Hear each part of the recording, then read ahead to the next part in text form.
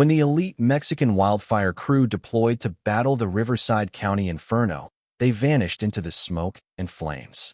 Their fire truck was found abandoned on a mountain road, equipment still warm, radios crackling with unanswered calls. No distress signals, no GPS pings, no evacuation orders. For 2 years, CAL FIRE mourned their fallen heroes, until drone footage revealed they had uncovered a massive arsonist ring. What they found will make you question everything you thought you knew about heroism. When the elite Mexican Wildfire crew deployed to battle the Riverside County Inferno on September 12, 2023, they carried with them not just professional firefighting equipment, but the pride of a nation eager to prove that heroism knows no borders. Captain Miguel Hernandez led his 4-person team into the California mountains with 18 years of experience fighting fires across 3 countries and a reputation for never losing a crew member under his command. By 2:47 p.m. that afternoon, their voices were crackling through CAL FIRE radios with growing urgency. "Base, this is Bomberos Unit 7. These burn patterns aren't natural. Someone set these fires deliberately." The transmission was clear, professional, and terrifying in its implications. Then, at 3:23 p.m., their radios went silent forever. Their fire truck was discovered 18 hours later on a remote mountain road, doors open, engines still warm, emergency lights flashing red and blue against the smoky dawn. Water tanks were full. Foam systems were charged. Oxygen masks hung ready for deployment. Everything suggested a crew that had stopped mid-operation and simply vanished into the ash-filled air. But there were no distress signals logged in CAL FIRE's emergency systems. No GPS pings indicated crew movement beyond their assigned sector. No evacuation orders had been issued for their operational zone. The 4 firefighters who had driven up that mountain road, Miguel Hernandez, Sofia Reyes, Carlos Mendoza, and Juan Vega, had disappeared as completely as if the flames had consumed them without leaving a trace. For 2 years, CAL FIRE mourned them as fallen heroes. Memorial services were held in both California and Mexico. Their names were etched on bronze plaques commemorating firefighters who died in the line of duty. Families received flags and honors from both governments. The international firefighting community held vigils celebrating their sacrifice in the battle against one of nature's most devastating forces. Carmen Hernandez kept Miguel's firefighting helmet on their kitchen table, exactly where he had left it before departing for what was supposed to be a routine international deployment. Sofia's parents displayed her commendations in their living room, surrounded by photographs of their daughter's proudest moments in her groundbreaking career as Mexico's first female elite firefighter. But on September 8, 2025, a research drone operated by UC Riverside professor Dr. Amanda Foster captured footage that would shatter everything the world believed about their disappearance. What the drone revealed wasn't evidence of a tragic accident or heroic last stand against unstoppable flames. It was proof that Miguel, Sofia, Carlos, and Juan had died not as victims of wildfire, but as heroes who had uncovered a conspiracy so massive that their elimination had been ordered by people who profit from the very disasters these brave souls had dedicated their lives to fighting. September 8, 2025, 6:15 a.m. Dr. Amanda Foster launched her research drone from a ridgeline overlooking what had once been 12,000 acres of pristine California wilderness, now a moonscape of blackened earth and skeletal tree remains. As an environmental scientist specializing in post-fire ecosystem recovery, she had spent the past 18 months documenting how nature reclaimed land devastated by the 2023 Riverside County fire that had claimed 4 Mexican firefighters' lives. Her drone, equipped with thermal imaging and high-resolution cameras, was designed to map vegetation regrowth patterns and soil recovery rates. These surveys helped forest managers understand which areas would regenerate naturally and which required human intervention. It was routine scientific work that had taken her to dozens of burn sites across the American West. But as her drone's cameras captured footage from 400 feet above the burnt landscape, something appeared on her monitor that made her heart skip. The vegetation regrowth wasn't following natural patterns. Instead of the random, organic recovery she expected to see, Distinct geometric lines cut through the new growth, creating boundaries that nature never would have created on its own. Amanda adjusted her drone's altitude and switched to thermal imaging mode. What she saw made her hands tremble on the controls. Hidden beneath 2 years of regenerating brush were structures that had no business existing in a designated wilderness area. Rectangular shapes that suggested buildings. Linear formations that looked like roads. And most disturbing of all, heat signatures indicating active human presence in an area that was supposed to be completely uninhabitable. Her scientific training told her to document everything methodically before jumping to conclusions. For the next 2 hours, she flew systematic grid patterns, photographing and recording every anomaly her equipment detected. The evidence mounted with each pass. Concealed facilities, equipment stockpiles, and what appeared to be a sophisticated network of hidden access roads connecting multiple structures across the burn landscape. As Amanda reviewed the footage on her laptop, she noticed something that made her stomach drop. The coordinates where her drone had detected the most suspicious activity matched almost exactly with the location where the Mexican firefighting crew had made their final radio transmission 2 years earlier. The spot where Miguel Hernandez had reported unusual burn patterns and claimed someone had set these fires deliberately. The realization hit her like a physical blow. The 4 Mexican firefighters hadn't died fighting a natural disaster. They had stumbled upon something they weren't supposed to see, something important enough that people had been willing to kill for it. Amanda's hands shook as she reached for her phone to call the Forest Service. She had no idea that her routine research had just uncovered evidence of a conspiracy that would ultimately expose systematic arson operations worth hundreds of millions of dollars. Before they became symbols of international firefighting heroism, the 4 members of Mexico's elite Bomberos Unit 7 were simply dedicated professionals who had chosen one of the world's most dangerous careers for deeply personal reasons. Their deployment to California in September 2023 represented the culmination of years spent building trust between Mexican and American fire services, proving that courage and skill transcended national boundaries. Captain Miguel L. Jeef Hernandez commanded respect from firefighters across 3 countries, but his reputation had been earned through 18 years of walking into situations that sent other people running. At 42, he had battled wildfires from Baja California to British Columbia, earning his nickname through an uncanny ability to read fire behavior and keep his crews alive in impossible situations. His weathered hands bore scars from a dozen close calls, but his dark eyes still sparkled with the intensity that had made him legendary among Mexico's firefighting community. Miguel's motivation went beyond professional duty. Growing up in Guadalajara, he had watched helplessly as a neighborhood fire claimed his grandfather's workshop and nearly killed 2 family members. The experience had taught him that fire didn't discriminate between rich and poor, powerful and powerless.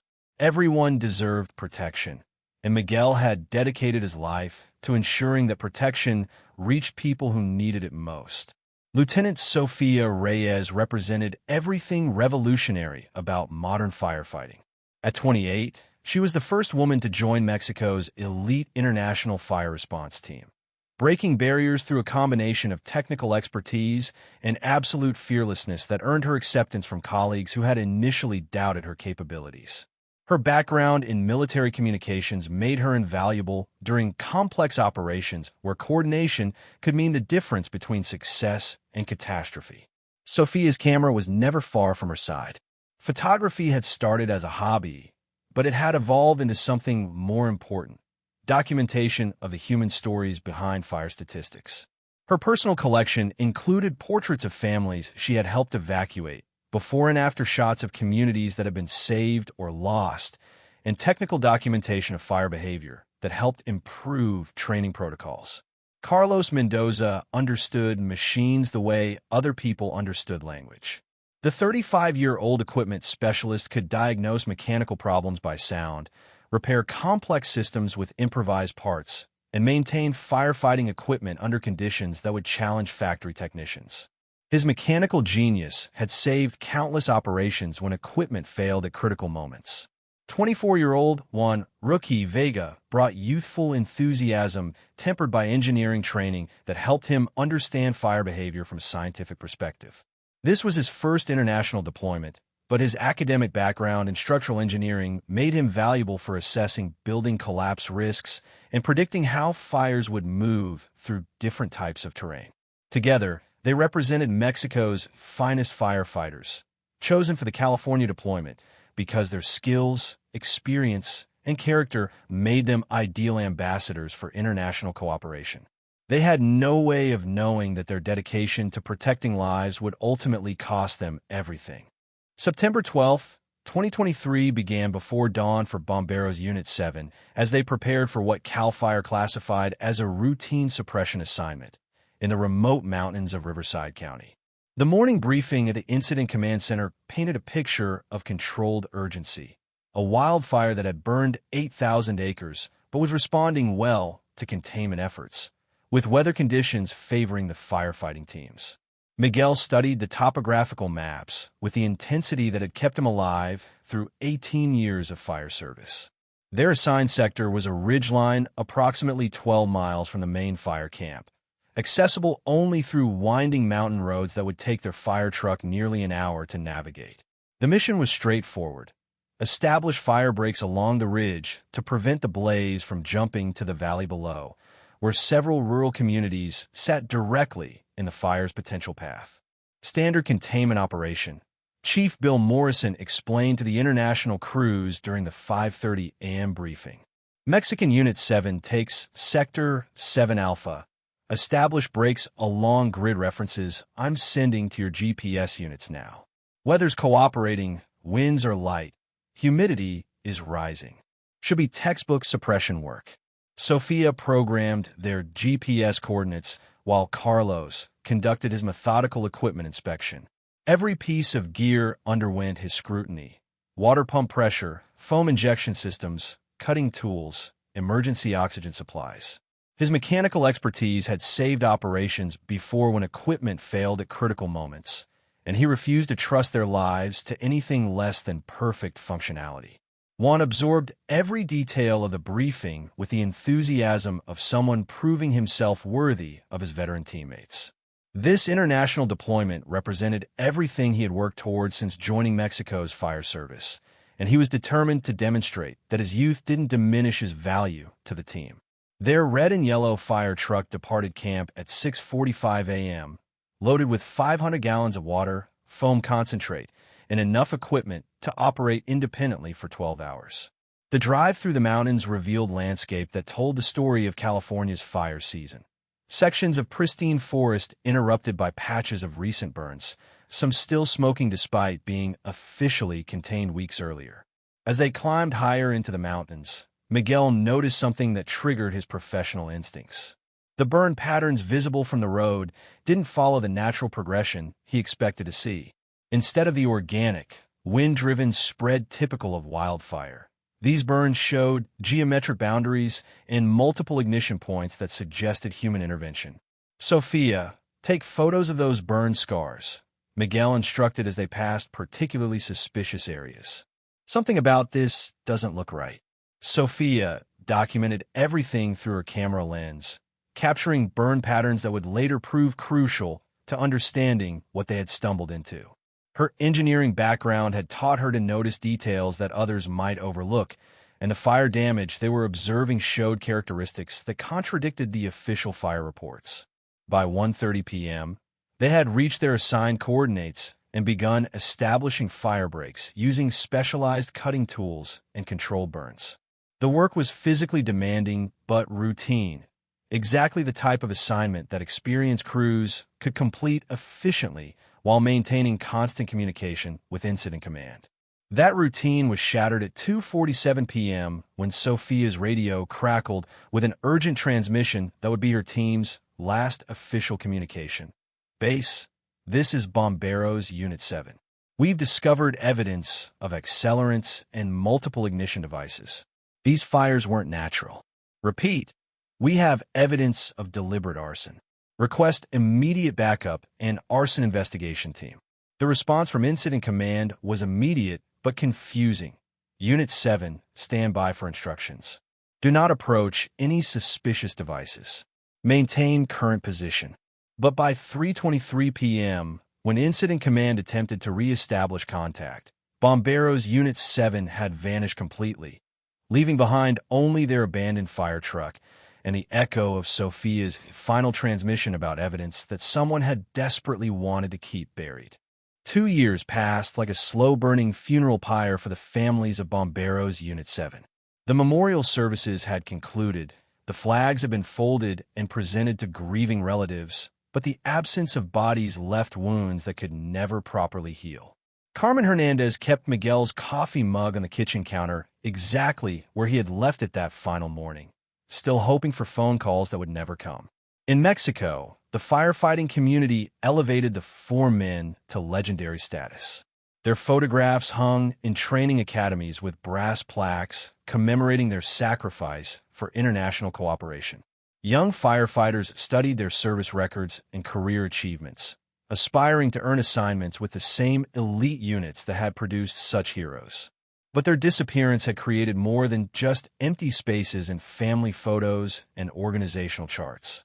It had fundamentally changed how Mexican and American fire services coordinated international deployments. New protocols required constant GPS monitoring, mandatory check-ins every 15 minutes, and backup communication systems that couldn't be disabled by equipment failure or radio dead zones. CAL FIRE conducted the most extensive search operation in the department's history. Over 200 personnel spent 3 weeks combing through 50,000 acres of burned landscape, using everything from search dogs to ground-penetrating radar to locate any trace of the missing crew. Helicopters equipped with thermal imaging flew grid patterns over terrain so rugged that ground teams couldn't safely navigate it. The official investigation concluded that Bomberos Unit 7 had been caught in a sudden wind shift that created a fire entrapment situation, a phenomenon that kills firefighters when changing conditions trap them in rapidly spreading flames with no escape route. The abandoned fire truck was explained as evidence of an emergency evacuation attempt that had failed when the crew was overwhelmed by the advancing fire. Chief Morrison publicly praised their heroism during the final press conference. These 4 firefighters died doing what they loved most, protecting communities and saving lives. Their sacrifice represents the highest ideals of international firefighting cooperation, and their memory will inspire future generations of fire service professionals. The families accepted the official explanation because the alternative, that their loved ones had simply vanished without explanation, was too painful to contemplate. Carmen Hernandez spoke at memorial services about Miguel's dedication to his profession and his belief that firefighting transcended national boundaries. Sophia's parents established a scholarship fund for young women entering fire service careers. But privately, family members struggled with details that didn't make sense. Miguel was too experienced to be caught in a wind shift entrapment. Sophia's communication expertise made radio silence impossible to explain. Carlos would never have abandoned functional equipment, and Juan's engineering background should have helped him calculate escape routes from dangerous situations. The Mexican firefighting community quietly harbored suspicions that something more sinister had occurred. Veteran firefighters whispered about the crew's final radio transmission mentioning deliberate arson and accelerants. Some speculated about corruption within American fire agencies or criminal organizations targeting international crews who might witness illegal activities.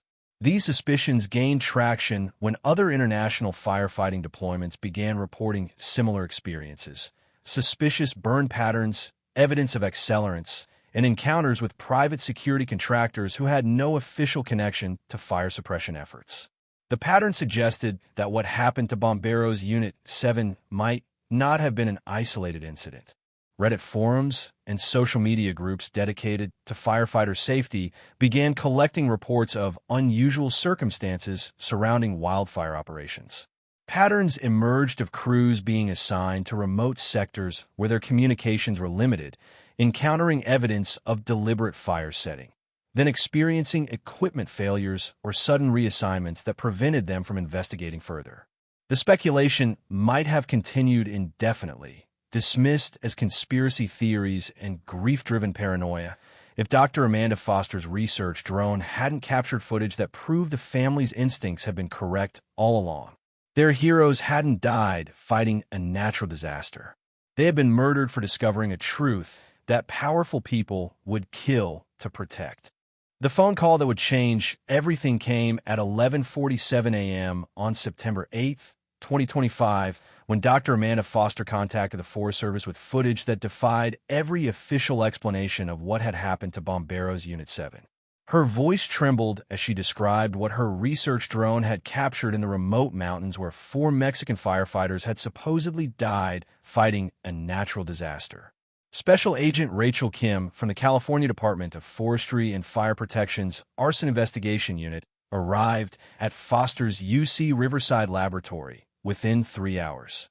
With 15 years of experience investigating suspicious fire activity, Kim had developed an instinct for distinguishing between natural fire behavior and human manipulation. But what Foster showed her on multiple computer screens exceeded anything she had encountered in her career.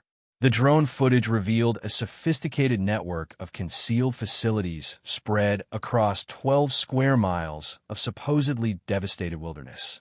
Thermal imaging showed active heat signatures from buildings that were invisible to satellite photography, camouflaged so effectively that they appeared to be natural rock formations from above.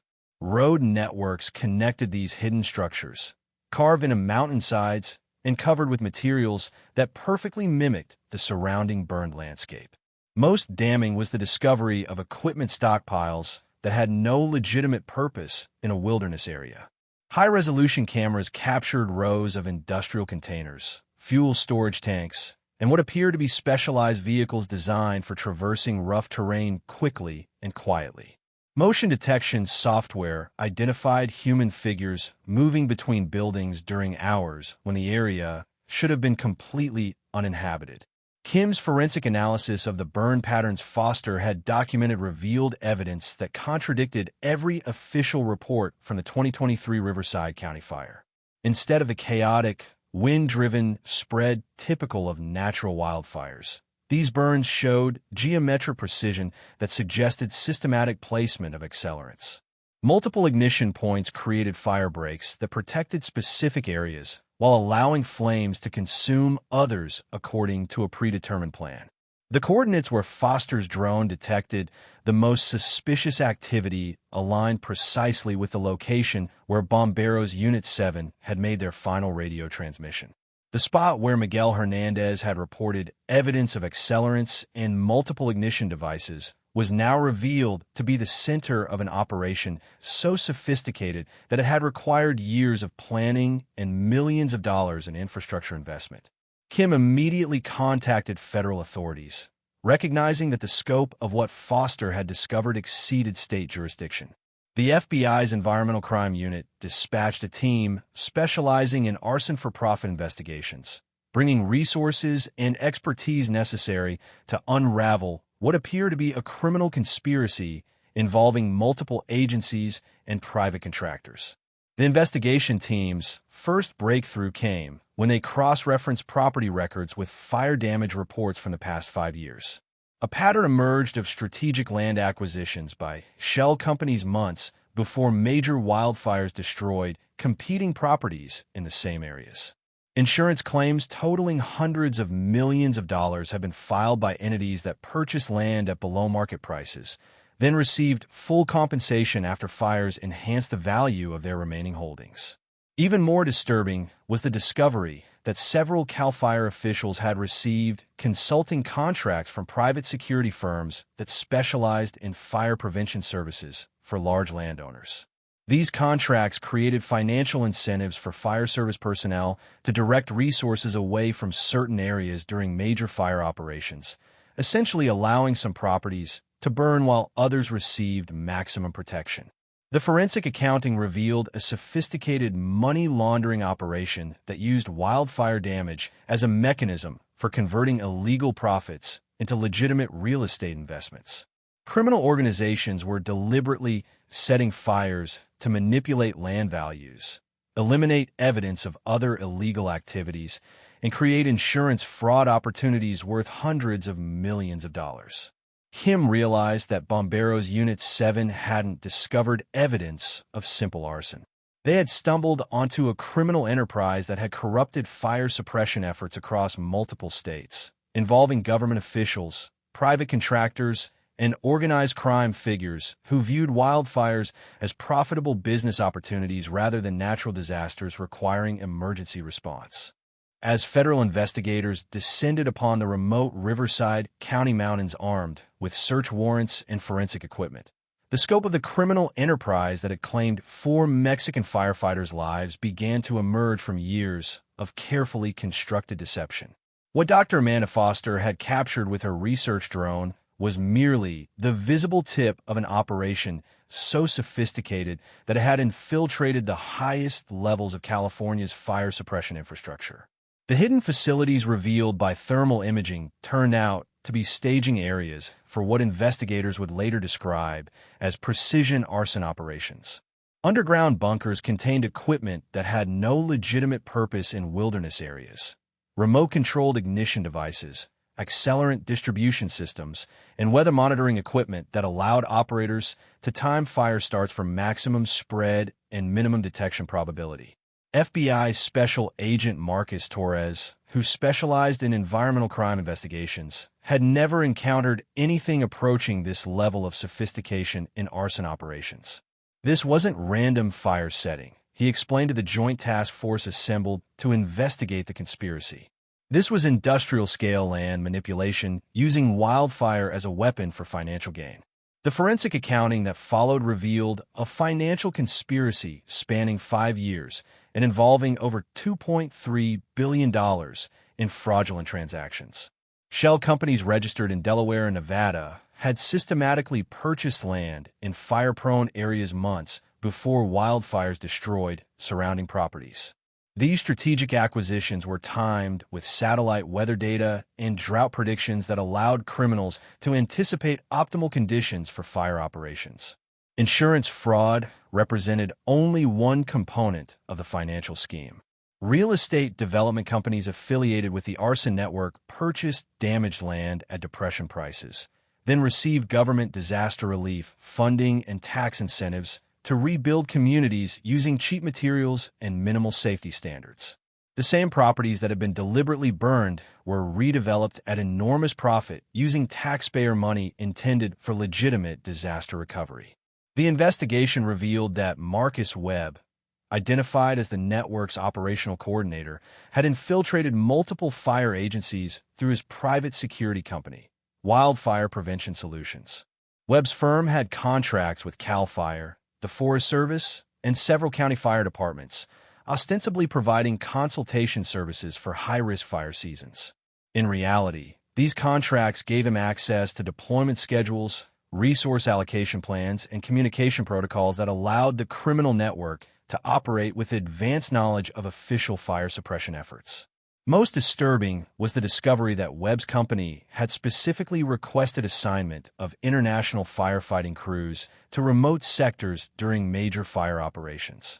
Internal communications revealed that foreign crews were considered optimal targets for elimination because their deaths could be attributed to unfamiliarity with local terrain and conditions, generating less scrutiny than the deaths of American firefighters who knew the landscape intimately.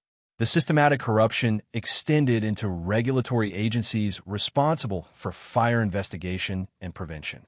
At least 12 officials across multiple agencies had received payments disguised as consulting fees, speaking honoraria, and equipment purchases.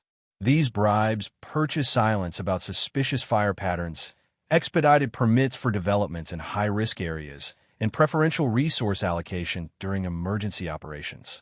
Digital forensics revealed the sophisticated planning that preceded each arson operation. Weather modeling software allowed conspirators to predict optimal conditions for fire spread. Satellite imagery helped them identify properties that would create specific burn patterns. Communication interception equipment monitored emergency service frequencies to ensure their operations wouldn't interfere with legitimate firefighting efforts unless interference served their financial interests. The technical evidence painted a horrifying picture of the final hours of Bomberos Unit 7. GPS tracking data recovered from their fire truck's onboard computer showed that they had been diverted from their assigned coordinates by false radio communications, directing them to investigate emergency situations that didn't exist. Phone records revealed that Sofia Reyes had attempted to photograph evidence of the criminal operation before their communications were jammed using military-grade electronic warfare equipment. Most damning was the discovery of Sofia's hidden camera memory cards, buried near the location where their fire truck was found. Her final photographs documented incendiary devices, fuel distribution systems, and vehicles with license plates registered to Web Security Company. The images proved that Bomberos Unit 7 had discovered not just evidence of arson, but an active operation in progress. The memory cards also contained audio recordings of their final radio transmissions, including conversations that had been edited out of official incident logs. Miguel Hernandez's voice could be heard clearly describing professional-grade equipment and coordinated ignition systems in areas that were supposed to be pristine wilderness. Sofia's technical analysis identified specific accelerants and timing devices that match materials later found in the hidden facilities. Cell phone tower records revealed that members of the arson network had been monitoring emergency service communications during the time Bomberos Unit 7 was operating in their assigned sector. Multiple phone calls between Webb and unidentified conspirators occurred within minutes of the Mexican crew's discovery of incriminating evidence, suggesting that elimination orders were transmitted almost immediately after their radio reports about finding accelerants and ignition devices. The investigation team realized they weren't just solving a murder case. They were exposing a systematic corruption of America's wildfire response infrastructure that had turned natural disasters into profit centers for criminal organizations willing to kill anyone who threatened their operations. November 15, 2025. The raid on the hidden compound that would finally reveal the fate of Bomberos Unit 7 began at 4:47 a.m., when federal agents surrounded a facility that officially didn't exist in one of the most remote sections of the San Bernardino National Forest. What they discovered underground would confirm the worst fears of the Mexican families who had spent 2 years demanding answers about their loved one's disappearance. The facility itself defied everything investigators thought they knew about criminal operations in wilderness areas. Carved into solid rock and camouflaged with sophisticated materials that rendered it invisible to satellite surveillance, the compound contained multiple levels connected by reinforced tunnels that extended nearly half a mile through the mountain. Environmental controls maintained optimal conditions for long-term habitation, while communication equipment provided secure connections to networks spanning multiple states. FBI Special Agent Marcus Torres led the team that breached the main entrance, expecting to find evidence of arson equipment and financial records. Instead, they discovered something far more horrifying: detention facilities designed specifically for holding people who had discovered information that threatened the criminal operation. The underground complex included cells with reinforced walls, sophisticated ventilation systems, and monitoring equipment that allowed complete surveillance of prisoners. Medical supplies suggested that captives were kept alive for extended periods. Most chilling were the interrogation rooms, equipped with recording devices and psychological pressure tools designed to extract information from highly trained professionals. In the compound's main office, investigators found detailed files on dozens of firefighters, forest rangers, and environmental researchers who had been classified as potential threats to the arson network's operations. Each file contained personal information, family details, and psychological profiles that would enable targeted intimidation or elimination. Bomberos Unit 7's files were marked with red stamps indicating permanent resolution authorized. The paper trail revealed that Miguel, Sofia, Carlos, and one hadn't died in the initial encounter on September 12, 2023. Instead, they had been captured after discovering the arson operation and transported to the underground facility for interrogation. The criminals had hoped to extract information about Mexican fire service protocols, international cooperation agreements, and potential ongoing investigations that might threaten their operations. Security footage recovered from the compound's digital storage systems provided devastating evidence of what had happened during the 4 firefighters' final months. The Mexican crew had been held captive for over 8 months, subjected to psychological torture designed to break their resistance and force cooperation with covering up what they had witnessed. The footage showed Miguel maintaining his leadership role even in captivity, organizing his crew, and planning escape attempts despite the hopelessness of their situation. Sofia had used her technical expertise to sabotage monitoring equipment and hide evidence that would eventually expose their captors. Carlos had attempted to disable security systems using improvised tools, while Juan documented everything he could observe about the facility's operations and personnel. Most heartbreaking were the recordings of conversations between the 4 firefighters during their imprisonment. Despite facing certain death, they refused to provide information that might compromise other international firefighting operations or endanger colleagues who might be deployed to similar assignments. Their dedication to protecting others remained absolute, even when cooperation might have saved their lives. The investigation revealed that the criminals had offered the Mexican crew multiple opportunities to purchase their silence through bribery, threats against their families, and promises of relocation with new identities. Each offer was rejected, with Miguel speaking for his team. "We became firefighters to save lives, not to profit from death. We will not be part of your operation." Digital forensics recovered communications between facility personnel and higher-level criminal organization leaders discussing the Mexican problem and potential solutions that wouldn't attract international attention. The arson network had initially hoped to stage the crew's deaths as a firefighting accident, but the firefighters' resistance and escape attempts had complicated those plans. The evidence showed that Miguel and Carlos had died during a coordinated escape attempt on May 3, 2024, nearly 8 months after their initial capture. Security footage captured their final moments as they fought to reach communication equipment that might have allowed them to warn authorities about the criminal operation. Both men were shot while trying to transmit emergency signals using improvised radio equipment Carlos had constructed from facility electronics. Sofia and Juan had survived an additional 4 months before being executed on September 12, 2024, exactly 1 year after their capture.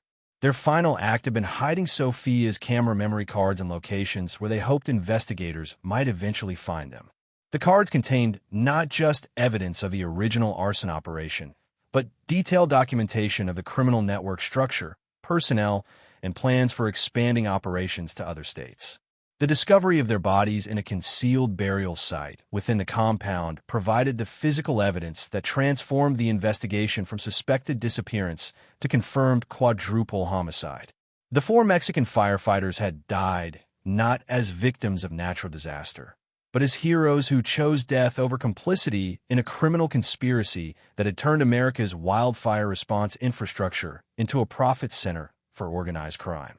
For firefighters who trusted international cooperation protocols and emergency response systems, proved that even elite professionals couldn't escape criminal networks that required government agencies to ignore systematic targeting of whistleblower crews for profit. Bomberos Unit 7's hidden documentation finally revealed the communication evidence that fire agencies refused to investigate properly. The encrypted memory cards that exposed years of coordinated arson operations became a testament to 4 heroes' courage in choosing death over complicity in corruption within our disaster response systems. How many other natural disasters are actually criminal operations designed to manipulate land values and insurance payouts? What happens when emergency responders become profit centers for organized crime that operates with protection from corrupted officials? Can wildfire response survive when silencing honest firefighters becomes more profitable than protecting communities? Drop a comment below. Do you believe similar arson networks are still operating across other fire-prone states today? Hit subscribe for more investigations proving that environmental crimes kill while regulatory silence protects profits.